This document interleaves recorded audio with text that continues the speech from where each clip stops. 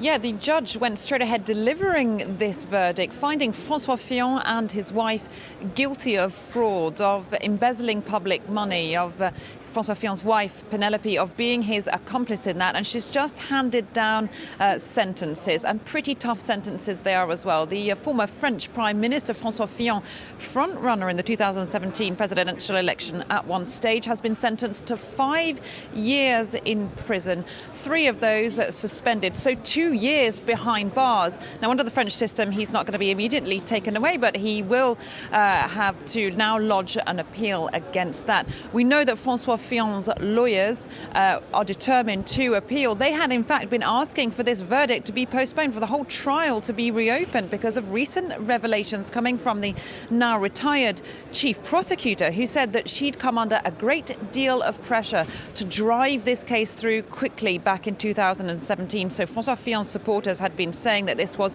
a political trial designed to stop him from winning the presidency. Well, the judge seemed to take no notice of that in court. She said she'd received notes from François Fillon's lawyers, but then went straight on to deliver her verdict. So François Fillon sentenced to 5 years behind bars. His wife, Penelope, handed a 3-year suspended prison sentence, and both of them handed fines of €375,000.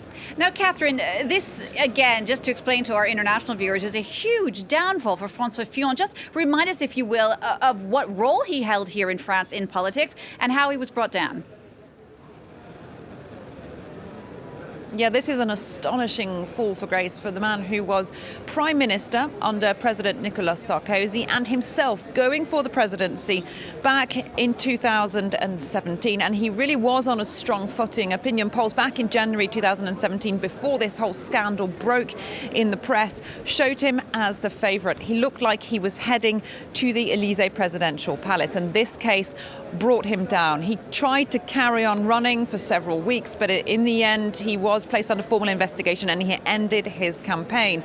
And he was such a big public figure, Jeannie, and he was really known as someone who prone upstanding morals, honesty, integrity. He said that he was going to be whiter than white. He was basically the anti-corruption candidate who has been brought down now, convicted of corruption. His lawyers say he's going to appeal, but it's clearly done a lot of damage to his public image, and I would say to the image of politicians in France in general. And the judge noted that in her summing up, saying that one of the reasons she'd sentenced him so harshly is that he portrayed himself as an upstanding moral citizen who wanted to enforce the law and enforce honesty in France, and that's one of the reasons she had to sentence him so harshly, is that she said he put his personal interest way above the public interest.